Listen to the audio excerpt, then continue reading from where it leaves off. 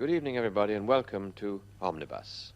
So far in this season, we've spent a lot of time with literary giants, writers like Balzac and John Donne and Thomas Mann. Well, tonight, we change tack completely to celebrate the art of the common man, or to be more accurate, those very uncommon men, the miners of Britain. Now, paintings, writing, music, they're not the first things you think of when you consider the miner's daily grind, the sweat and the grime of coalface and pithead. But where there's muck, there's brass, they say, and I'm talking about brass bands. It was a colliery band which gave the Omnibus producer, Jeff Baines, the inspiration to make this film, which he's called Shafts of Sunlight. He was up in Yorkshire researching into miners' artistic activities generally, and they took him to hear the Carlton, Maine, Frickley Colliery band. Imagine a small brick hut, only a couple of 100 yards from a big slag heap. It was in this unpromising setting that the band was playing, and playing music of such quality that it seemed to splash colour across the grey mining background. And that band's performance confirmed, if confirmation was needed, that there is an enormous load of artistic talent to be found amongst the men who work in the coal mines of this country.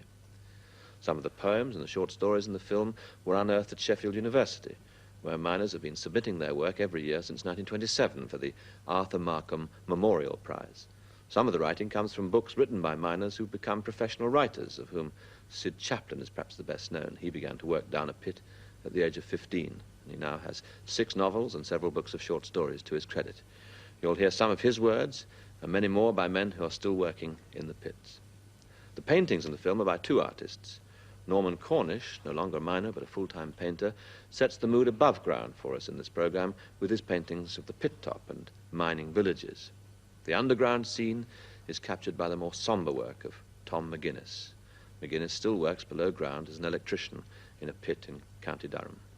The paintings, the writings, the music are all blended in tonight's omnibus, not only to display the talents of mining men, but also to give a first-hand picture of life in a mining community today, as well as earlier in the century, because the writing is always about the past. The action takes place in the present, a weekend in the Yorkshire mining village of South Elmsall, just north of Doncaster. It's midday, the early shift is over, and the musicians of the Carlton, Maine, Frickley Colliery band are setting out for their routine Friday rehearsal in the band room.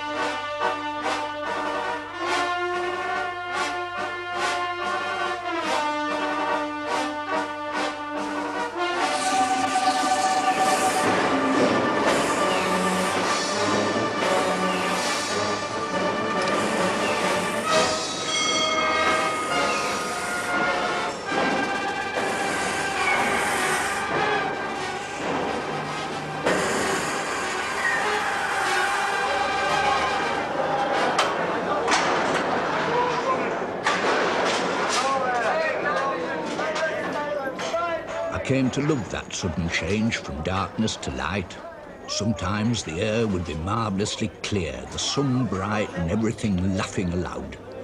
That's how things go in the pits. Tenderness and harshness, beauty and foulness, seriousness and grim humour, all mixed into a strange medley that keeps one always wondering what's going to happen next.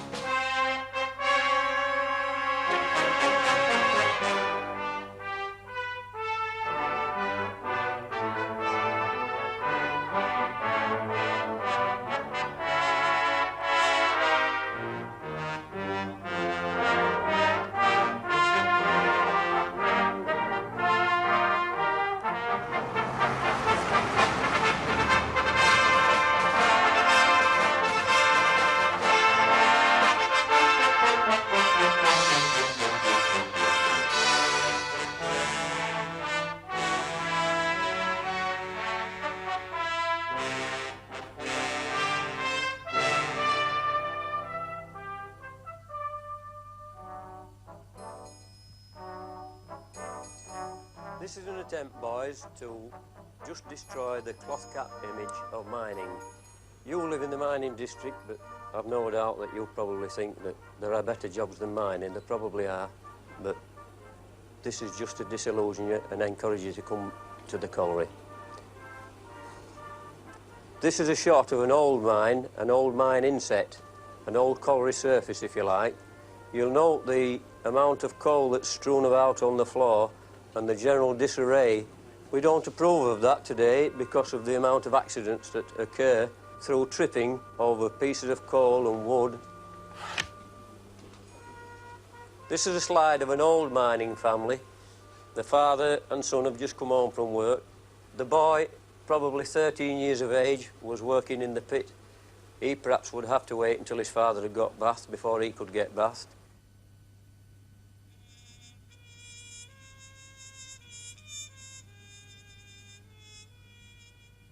The kitchen of our house was dining room, drawing room, bathroom, wash house and bakery. Sometimes the new baked bread made it fragrant, but more often it smelled of sweaty pit clothes, sour and something more.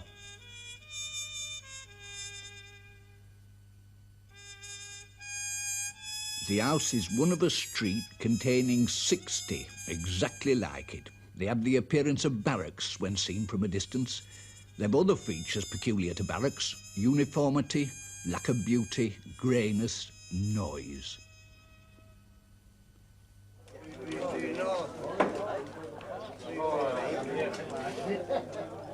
I make sure that the pay is right, for no mistake will be rectified after the man has gone from that window. I shake out me money. £2 notes, 2 half-crowns, 3 shillings and sixpence. £2, 8 and sixpence.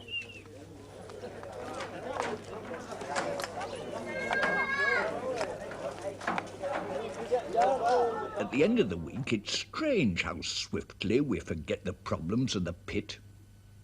Possibly because they're so far hidden from daylight.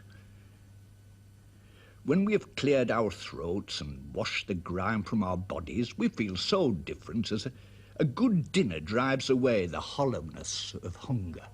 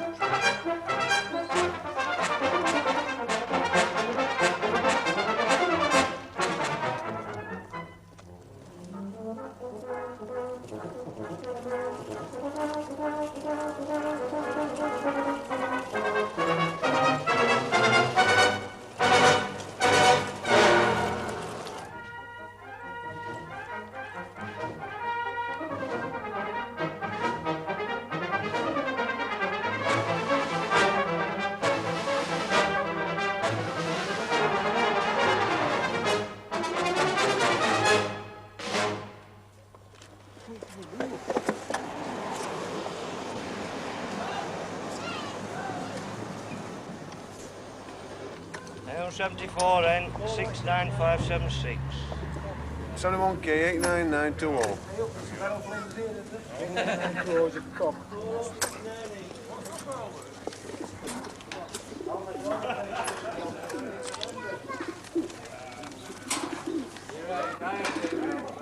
Off I goes to Banbury, Cocker. See thee tomorrow. Some smart person comes up with the idea to call the street Colliery View, as if anybody in a normal frame of mind would want to be reminded that there's a bleeding pit anywhere near. As if we didn't stinking well know. Given a dry day and a following wind, and that's it. More dust than there is in the British Museum.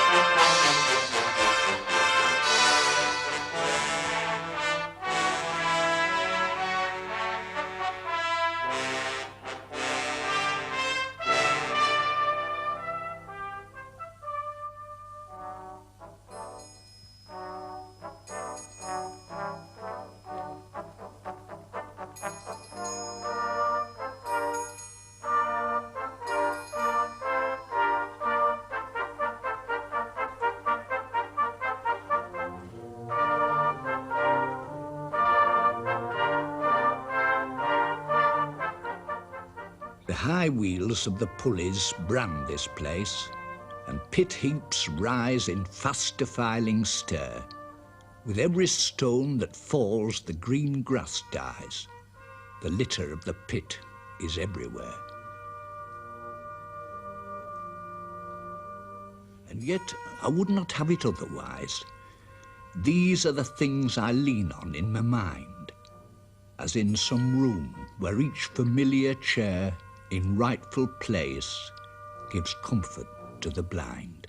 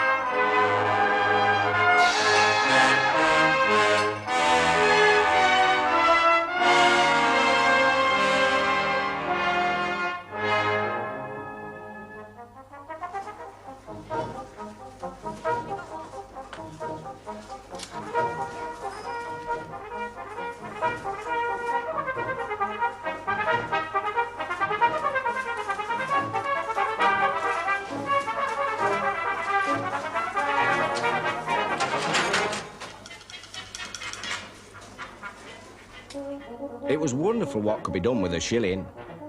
It used to cost twopence to watch the football match, and the needs of the inner man were satisfied with fish and chips costing twopence.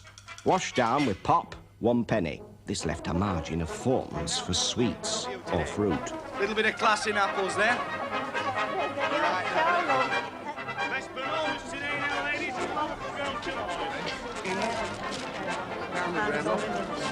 Oh, and they are good today, these apples, girls. Apples that'll melt in your mouth like butter there now.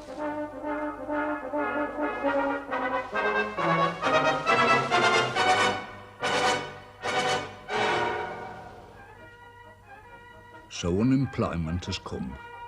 The misshapen son of progress, snarling at all men like the shambling, wart-eyed hunchback of Notre Dame.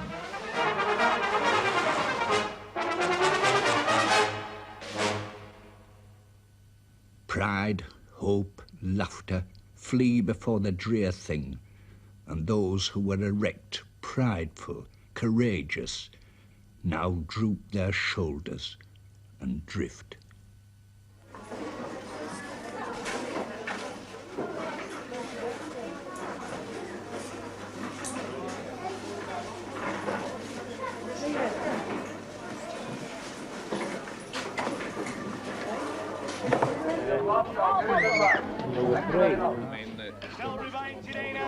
You're eating and eating. Extra large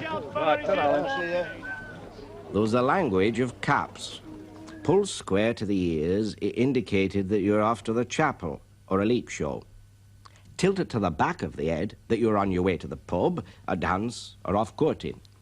Turned back to front, it shielded your neck from the rain. A cap was handy for picking up boiling kettles, or an hot poker, for carrying eggs, blackberries and mushrooms. In the end, too shabby for work, it ended its life as a duster or a glove for handling oven tins.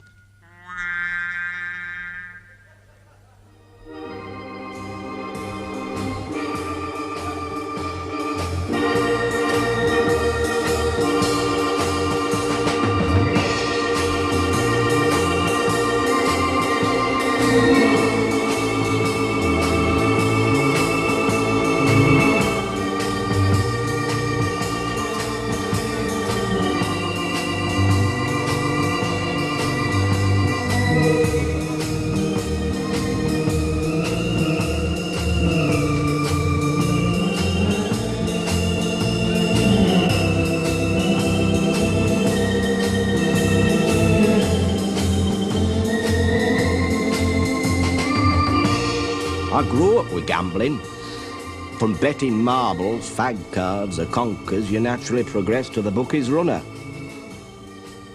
who welcomes you with open arms. He was as essential as vicar, doctor, and schoolmaster.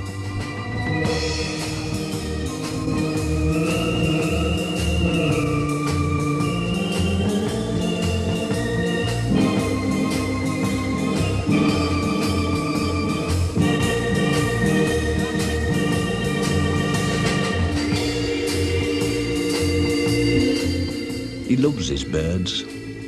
This flying is still a miracle to him. When he was a kid, he gazed at birds in the air with a kind of amazement. He works 200 fathoms down, but his mind is always with the wide-winged birds.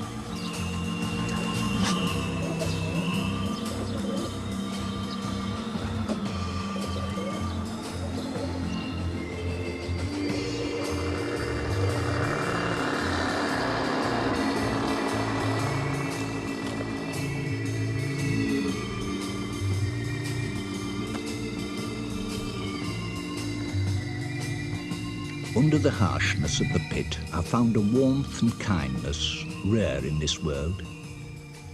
Out of distress came a comradeship known only to a pitman or a soldier at the front.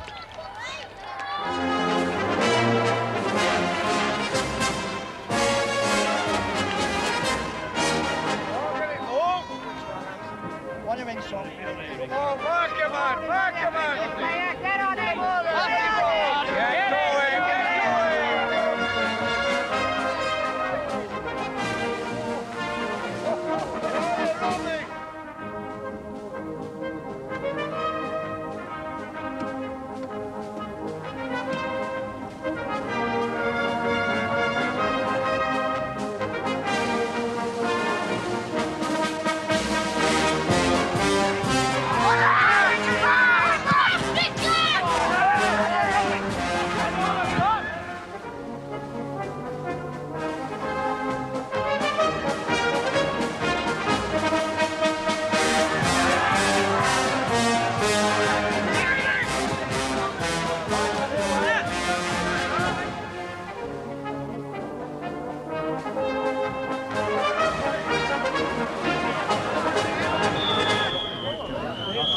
John.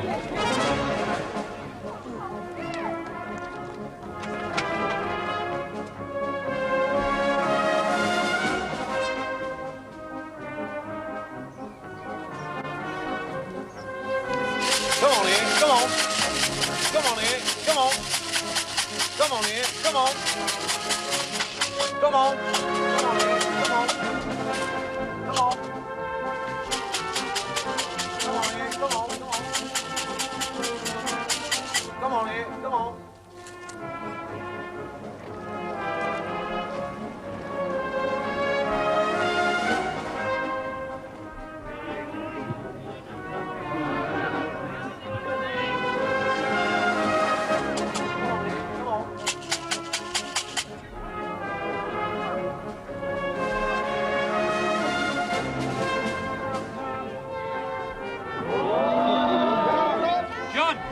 John!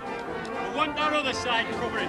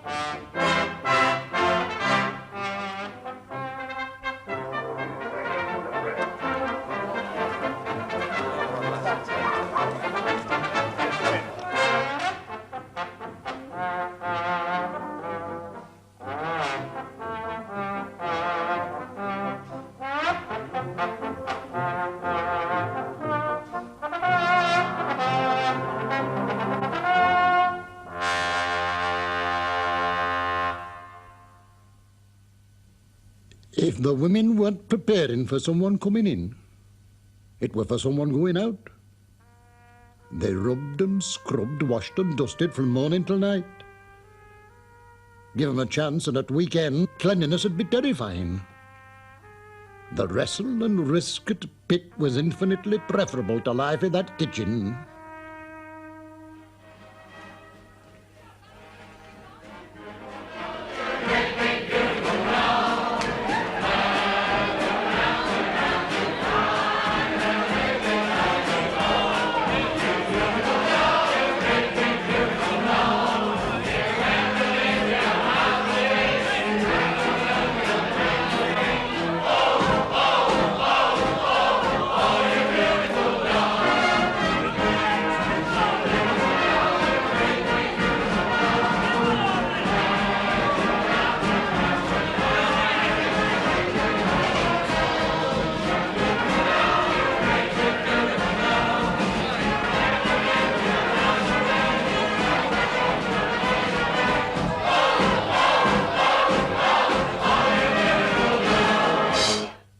The great day dawned.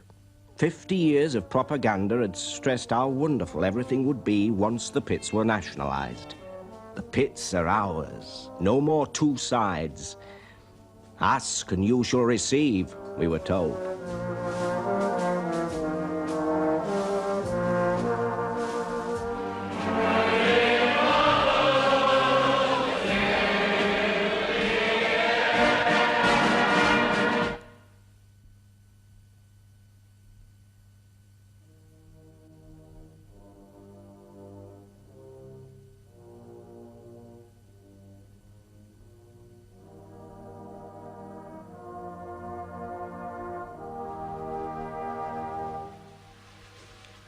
On Sunday, they preached hellfire and damnation.